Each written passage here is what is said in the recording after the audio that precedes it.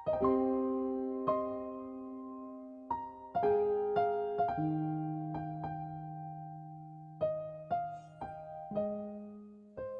nama Bapa dan Putra dan Roh Kudus. Amin.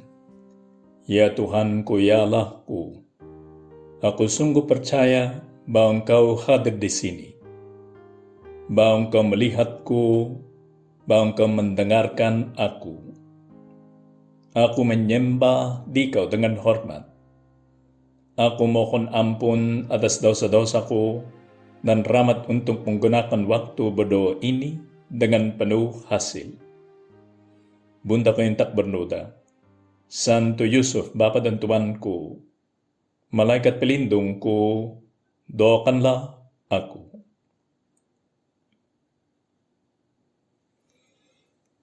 Ada seorang kaya, katanya Injil menurut Santo Lukas, yang selalu berpakaian jubah ungu. Itu disebut ungu karena warna ungu itu sangat mahal pada waktunya Tuhan Yesus Kristus. Oleh karena itu, hanya orang-orang kaya yang memakai jubah ungu. Ada seorang kaya yang selalu berpakaian jubah ungu dan kain halus. Dan setiap hari ia bersukaria dan dalam kemewahan. Dan ada seorang pengemis bernama Lazarus. Badannya penuh dengan borok, berbaring dekat pintu rumah orang kaya itu, dan ingin menghilangkan laparnya dengan apa yang jatuh dari meja orang kaya itu. Malahan anjing-anjing datang dan menjilat boroknya. Kemudian matilah orang miskin itu, lalu dibawa oleh malaikat-malaikat ke pangkuan Abraham. Pangkuan Abraham itu sama dengan surga pada waktu itu kan, karena belum ada pembaptisan sehingga dosa asal masih ada. Mereka belum punya konsep pembaptisan dan surga seperti surga yang kita tahu sekarang ini di dalam Kristianitas. Lalu pangkuan Abrahamlah yang menjadi surga bagi mereka. Kemudian matilah orang miskin itu, lalu dibawa oleh malaikat-malaikat ke pangkuan Abraham. Orang kaya itu juga mati, lalu dikubur. Dan sementara ia menderita sengsara di alam maut, karena memang dia berbuat jahat, tidak peduli atas sesamanya waktu dia masih hidup. Sementara ia menderita sengsara di alam maut, ia memandang ke atas. Dan dari jauh dilihatnya Abraham dan Lazarus duduk di pangkuannya. Lalu ia berseru dengan mengetahui bahwa dia menderita dan Lazarus itu ya situasinya jauh lebih baik daripada situasinya sendiri. Ia berseru katanya, "Bapa Abraham, kasihanilah aku. Suruhlah Lazarus supaya ia mencelupkan ujung jarinya ke dalam air dan menyejukkan lidahku. Sebab aku sangat kesakitan dalam nyala api ini." Ingatlah bahwa waktu mereka masih di bumi, si orang kaya itu banyak makanan jatuh dari mejanya. Tapi makanan itu tidak diberikan kepada Lazarus. Maka penderitaan Lazarus tidak dihilangkan oleh makanan itu. Sekarang dia sendiri yang minta Lazarus mencelupkan ujung jarinya ke dalam air dan menyejukkan lidahnya. Ya, lebih sedikit lagi yang dia minta dari Lazarus, tapi memang sama dengan itu. Makanan yang jatuh dari mejanya yang dia tidak memberikan kepada Lazarus. Sebab aku sangat kesakitan dalam nyala api ini. Tetapi Abraham berkata, "Anak, ingatlah bahwa engkau telah menerima segala yang baik sewaktu hidupmu, sedangkan Lazarus segala yang buruk. Sekarang ia mendapat hiburan dan engkau sangat menderita. Selain daripada itu, ya sorry ya, itu seperti si Abraham minta maaf dari orang itu. Selain daripada itu, di antara kami dan engkau terbentang jurang yang tak terseberangi, supaya mereka yang mau pergi dari sini kepadamu, ataupun mereka yang mau datang dari situ kepada kami, tidak dapat menyeberang. Kau tidak bisa, sorry. Demikian orang itu berkata, kalau demikian, ya Bapa Abraham, aku minta kepadamu, supaya engkau menyuruh dia, kalau dia tidak bisa datang ke sini, tolong minta dia pergi ke rumah ayahku. Sebab masih ada 5 orang saudaraku, supaya ia memperingati mereka dengan sungguh-sungguh, agar mereka jangan masuk kelak ke dalam tempat penderitaan ini. Lagi Abraham menjelaskan kepadanya, ada pada mereka kesaksian Musa dan para nabi. Baiklah mereka mendengarkan kesaksian itu. Ya sudah dikatakan kepada mereka ini. Tapi jawabnya orang itu yang menderita di neraka, tidak Bapak Abraham. Tetapi jika ada seorang yang datang dari antara orang mati kepada mereka, mereka akan bertobat. Ini yang diperlukan ya Bapak Abraham, orang yang kembali ke dunia dari antara orang mati. Dia minta mukjizat. Dia minta sesuatu yang luar biasa supaya saudara-saudaranya itu bisa bertobat. Tapi kata Abraham lagi kepada orang ini, jika mereka tidak mendengarkan kesaksian Musa dan para nabi, mereka tidak juga akan mau diyakinkan, sekalipun oleh seorang yang bangkit dari antara orang mati. Yaitu bukan solusinya, katanya Bapak Abraham ini. Betapa pentingnya menjalani hidup kita sesuai dengan kehendak Tuhan. Selama masa prapaskah ini, kita tidak hanya perlu melakukan mati raga. Tujuan akhirnya mati raga itu bukanlah mati raga itu sendiri. Kita bermati raga karena kita ingin bertobat. Ingin mengalami perubahan interior, pertobatan yang akan membuat kita menjadi orang yang sungguh baik dan suci. Supaya kita bisa bertobat. Karena itu tujuan kita kan, dengan bermati raga, dengan berpuasa, ya, dan dengan berpantang. Supaya kita bisa bertobat, kita perlu memeriksa batin. Pemeriksaan batin itu akan membantu kita untuk mengakui kesalahan-kesalahan kita.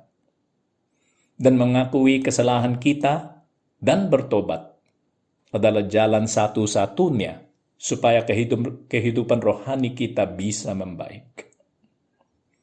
Maka kita harus bertobat dan memeriksa batin dalam masa prapaskah ini.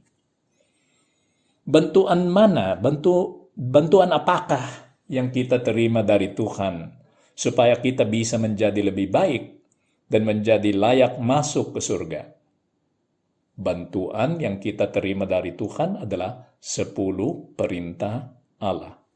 Justru ini yang kita akan membaca hari besok, hari Minggu ketiga, dalam masa prapaskah.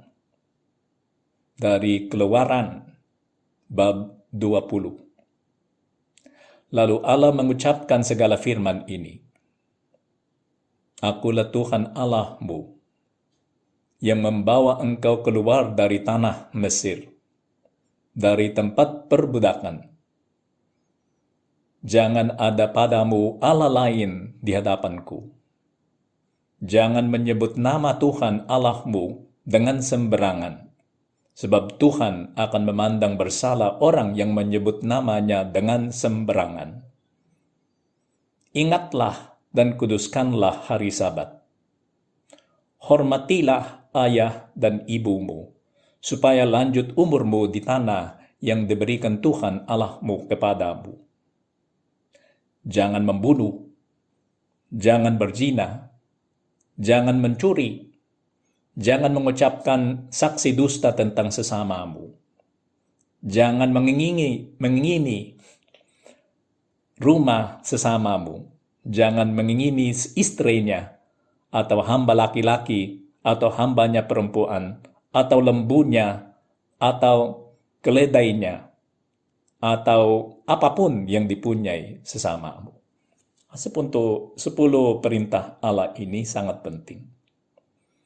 Remaja-remaja tidak suka diperintahi, karena remaja-remaja itu merasa bahwa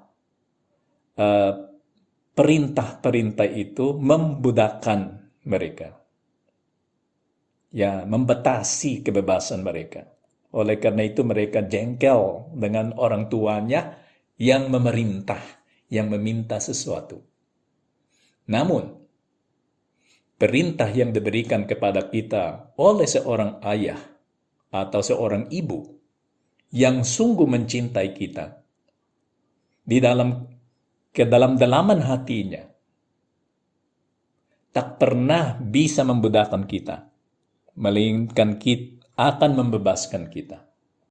Perintah itu tidak membudakkan kita, justru itu membebaskan kita. Ini yang dikatakan oleh Tuhan Allah waktu Dia memberikan itu kepada Musa. Akulah Tuhan Allahmu yang membawa engkau keluar dari tanah Mesir, dari tempat perbudakan. Maka perintah ini membebaskan kita, tidak memperbudakkan kita. Tuhan, bantulah kami untuk melihat itu. Karena semua kewajiban yang kita memiliki di dalam agama Katolik kita ini tidak ada supaya kehidupan kita ini dibatasi. Semua perintah itu yang baik dan benar membantu kita untuk menjadi orang yang sangat bebas. Karena apakah 10 perintah itu?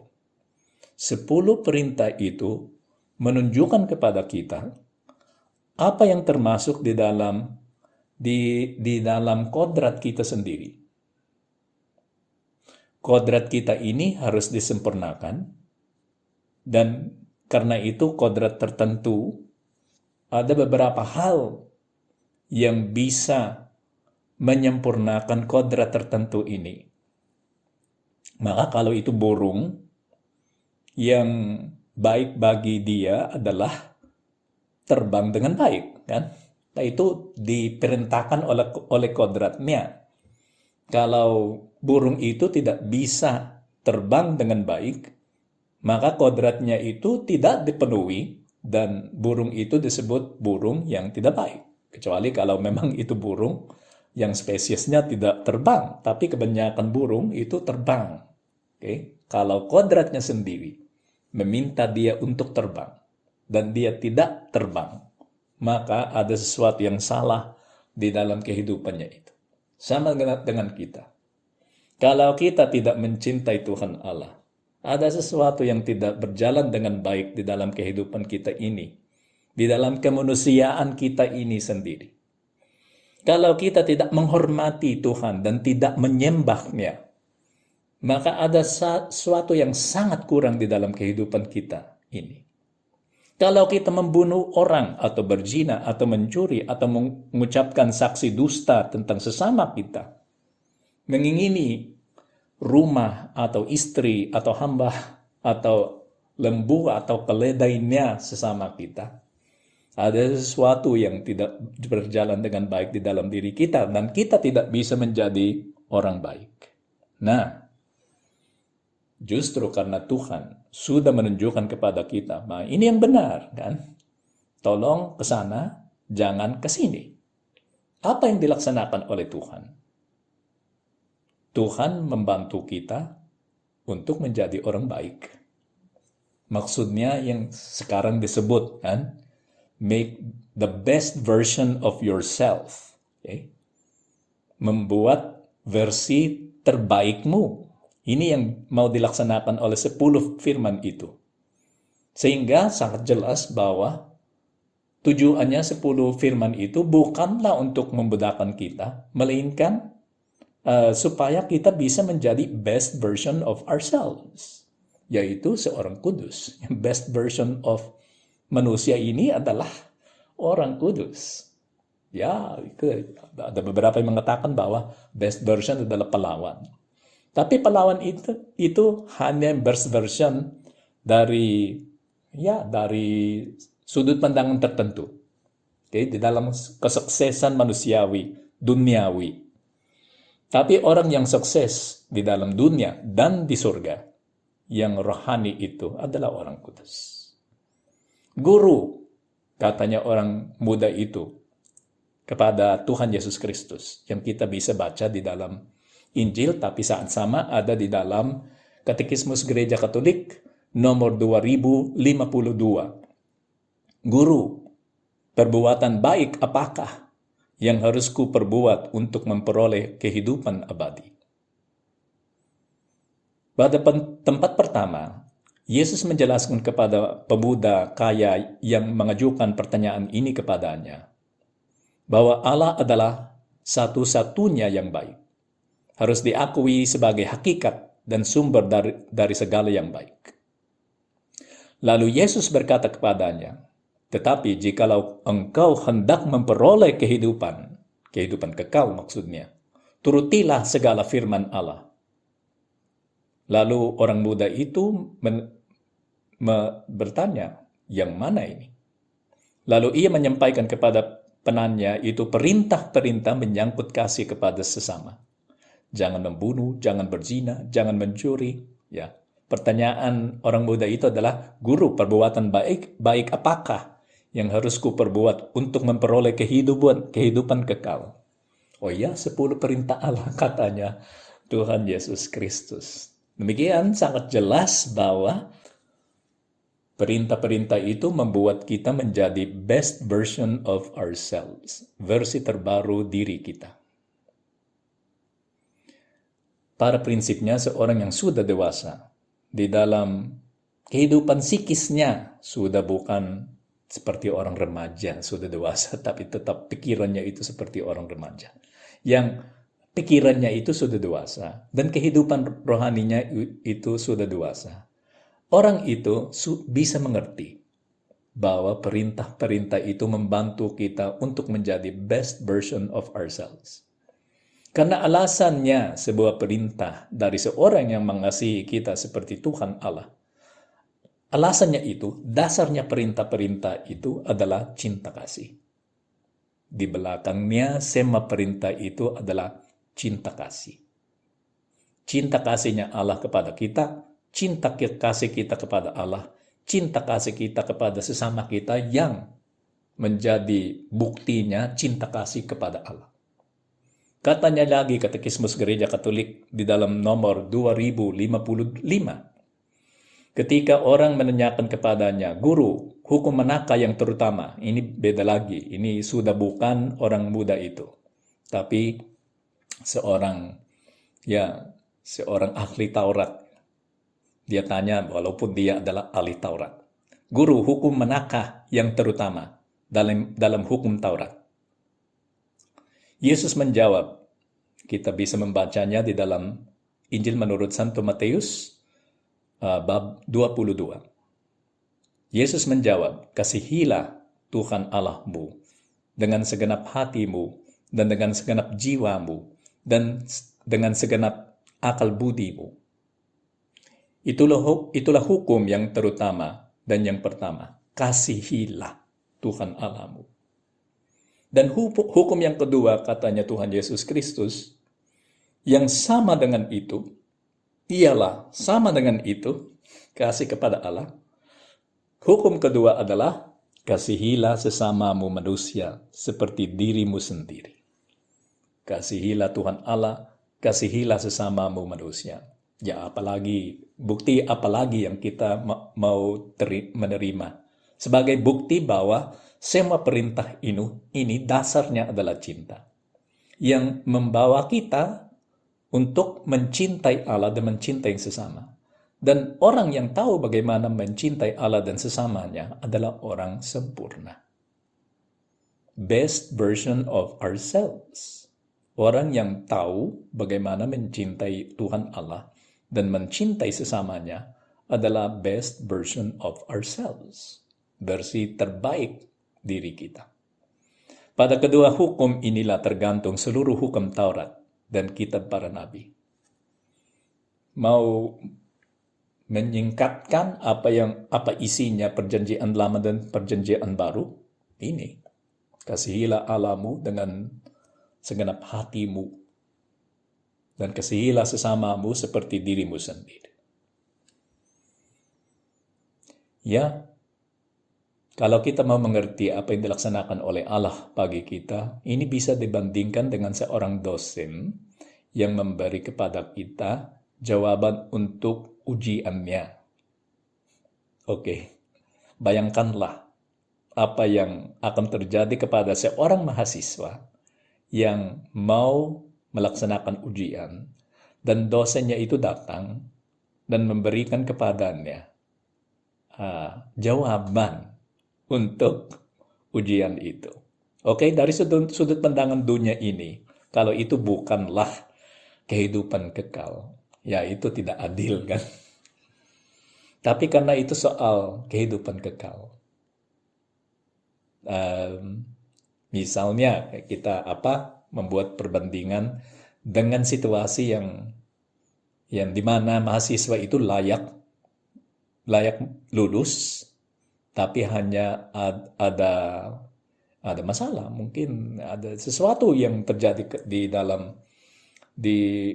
dalam kehidupannya dan orang tuanya mati karena COVID misalnya, dan dia sendirian. Tapi dosen itu yakin 100%, 200% bahwa mahasiswa ini layak untuk diluluskan dan layak untuk menerima S1-nya atau S2-nya atau S3-nya. Maka si dosen itu dengan kebaikan hati, mungkin ini tak pernah akan terjadi. Dengan kebaikan hatinya, ini perumpamaan, kan? Dengan kebaikan hatinya, dia memberi kepada mahasiswa ini semua jawaban. Dua macam jawaban yang ada. Pilihlah A, jangan memilih C, oke? Karena kadang seorang remaja tidak mau mendengar kata itu, jangan. Tapi kalau itu perintah dari orang yang mencintai kita, harus diperhatikan, karena dasarnya adalah cinta. Jangan memilih C, karena jawabannya adalah B. Itu. Oleh karena itu, 10 perintah Allah itu ada yang tolong melaksanakan itu, dan juga jangan melaksanakan itu. Dua macam perintah itu tujuannya adalah membuat best version of ourselves, supaya kita bisa menjadi orang kudus. Oke, tapi cukuplah 10 perintah ini. Dan tidak ada malaikat yang akan datang untuk untuk menunjukkan jalan tiap hari atau tiap saat kepada kita. Jangan ke sini, tolong memilih itu. Cukuplah 10 perintah Allah dan semua ajaran gereja yang diberikan kepada kita. Kata Abraham kepadanya, jika mereka tidak mendengarkan kesaksian Musa dan para nabi, katanya kepada orang itu yang ada di neraka, untuk apa menyuruh Lazarus itu? Kalau mereka tidak memperhatikan Musa dan para nabi, mereka tidak akan memperhatikan si Lazarus juga. Walaupun Lazarus itu bangkit lagi dari orang mati. Maka kita harus memperhatikan semua perintah Allah. Sambil kita harus memperhatikan apa yang diajarkan kepada kita oleh gereja, yang banyak kali kita akan melihat atau bisa membaca di dalam katekismus gereja Katolik. Jika kita tidak memperhatikan itu atau tidak berusaha untuk mengerti apa yang diajarkan kepada kita oleh gereja atau apa yang ditulis di dalam katekismus gereja Katolik, bagaimana kita bisa mengatakan bahwa kita sungguh mencintai Allah dan kita secara serius mau masuk ke surga? Pemeriksaan batin dan pertobatan. Supaya kita bisa melihat kalau kehidupan kita ini, tindakan kita ini, perilaku kita ini sesuai dengan apa yang diajari oleh Tuhan dan gerejanya. Tujuan akhirnya mati raga, kita ingat lagi, bukanlah mati raga itu sendiri, bukanlah puasa itu sendiri, bukanlah berpantang itu sendiri. Masa Prapaskah ini bukanlah sekedar melaksanakan ini tanpa tujuan yang baik. Kita berpantang, kita berpuasa karena kita ingin bertobat, ingin mengalami perubahan interior, pertobatan yang akan membuat kita menjadi orang yang sungguh baik dan suci. Supaya kita bisa bertobat, kita perlu memeriksa batin. Pemeriksaan batin itu akan membantu kita untuk mengakui kesalahan-kesalahan kita dan mengakui kesalahan kita dan bertobat adalah jalan satu-satunya supaya kehidupan rohani kita bisa membaik. Maka silakan memeriksa batin. Katanya Santo Josemaria di dalam bukunya The Forge. Belum diterjemahkan ke bahasa Indonesia, maka ini terjemahan sendiri. Tapi dia mengatakan kurang lebih ini. Sebagaimana bakteri diperbanyak di dalam laboratorium, engkau juga memperbanyak kesalahan-kesalahanmu karena kamu kurang rendah hati. Kamu tidak berdoa karena kamu tidak melakukan tugasmu, karena kamu tidak mengenal dirimu, tidak memeriksa batin. Nah, sebagaimana bakteri itu menjadi banyak atau virus itu menjadi banyak karena kita kurang peduli. Orang yang kurang peduli atas kehidupan rohaninya dan kurang peduli atas perintah Allah dan kurang peduli atas ajarannya gereja Katolik memperbanyak kesalahannya sendiri. Itu bukan kesalahannya gereja atau Tuhan, itu kesalahan kita sendiri. Kuman itu walaupun kecil, kemudian menyebar kemana-mana. Engkau perlu memeriksa hati nuranimu, memeriksa batinmu dengan baik setiap hari. Itu akan menuntun Anda untuk mengambil keputusan tegas untuk menjadi baik. Karena dengan pemeriksaan batin itu, kita akan menyesal atas kekurangan, atas kelalaian, atas dosa kita. Dan kita berputar balik dan kembali kepada Tuhan. Konversi. Ini pertobatan kan? Ini dari Santo Josemaria di dalam bukunya Kristus sedang lewat. Christ is passing by. Konversi adalah sesuatu yang terjadi sesaat. Satu saat aja. Tapi sesaat bisa konversi sekarang, nanti konversi lagi. Gini. Tapi menguduskan diri adalah tugas yang harus dilaksanakan seumur hidup kita. Tak pernah berhenti tugas ini. Benih kasih amal ilahi yang Tuhan telah taburkan di dalam jiwa kita ingin tumbuh, mengekspresikan dirinya dalam tindakan untuk menghasilkan buah yang selalu sesuai dengan apa yang diinginkan Tuhan. Oleh karena itu, kita harus siap untuk memulai lagi, untuk menemukan kembali dalam situasi baru, terang dan dorongan dari pertobatan pertama kita. Kita kembali ke pertobatan itu. Jangan lupa pertobatan pertama itu. Kita sudah berjanji kepada Tuhan untuk menjadi orang baik. Maka jangan lupa janji kita itu. Dan itulah mengapa kita harus memulai dan mempersiapkan diri dengan pemeriksaan batin yang begitu dalam, dengan meminta bantuan dari Tuhan Allah, supaya kita bisa mengenal Tuhan dan diri kita juga, mengenal diri kita sendiri secara lebih dalam. Jika kita ingin bertobat lagi, tidak ada jalan lain, katanya Santo Josemaria, dari yang memeriksa batin dan bertobat.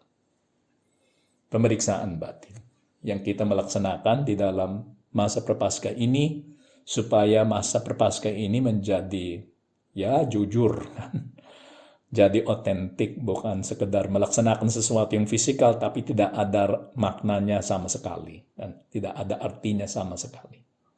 Supaya masa Prapaskah kita ini bisa menjadi bermakna, marilah kita pergi kepada Bunda Maria. Bunda Maria lah yang bisa membantu kita untuk bertobat. Karena dia akan menunjukkan kepada kita apa yang dilaksanakan oleh anaknya Tuhan Yesus Kristus untuk menyelamatkan kita. Apakah Anda masih ingat yang bagian terakhir itu dari film The Passion of the Christ? Ketika mereka sudah menurunkan mayatnya Tuhan Yesus Kristus dan meletakkannya di pangkuannya Bunda Maria. Dan Bunda Maria setelah melihat wajah anaknya, berpaling kepada penonton dan memandang penonton itu, yaitu kita. Maksudnya adalah, seperti Bunda Maria mengatakan, engkaulah yang menyebabkan ini. Tolong anakku bertobat dan menjadi lebih baik. Karena itulah yang termasuk kehendaknya anakku ini Yesus, supaya kamu bisa selamat dan menjadi orang baik. Marilah kita memeriksa batin dan menjadi lebih baik dalam masa Prapaskah ini. Aku bersyukur kepadamu ya Allahku atas segala resolusi yang baik, kasih dan inspirasi yang telah Engkau curahkan kepada aku dalam renungan ini. Aku mohon pertolonganmu untuk melaksanakannya. Bunda Kaintak Bernoda, Santo Yusuf, Bapa dan Tuanku, Malaikat pelindungku, doakanlah aku.